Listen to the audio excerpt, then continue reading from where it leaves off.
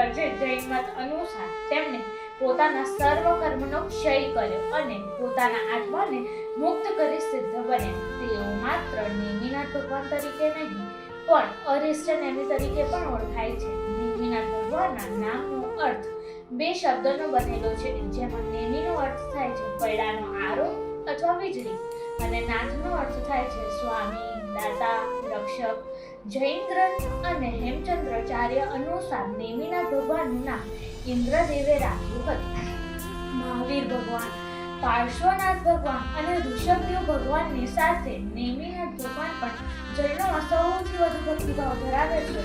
જૈન માન્યતા અનુસાર 23ના તીર્થંકર પાર્શ્વનાથ ભગવાન 84,000 વર્ષ પૂર્વ નેમિનાથ ભગવાન થયા. તેમનું આયુષ્ય 1000 વર્ષનું માનવામાં આવે છે.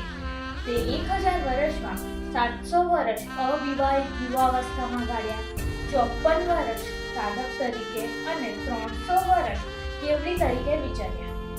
તેઓ રાજા સમુદ્ર વિજય અને રાણી શિવાદેવીના સૌથી નાના સંતાન હતા.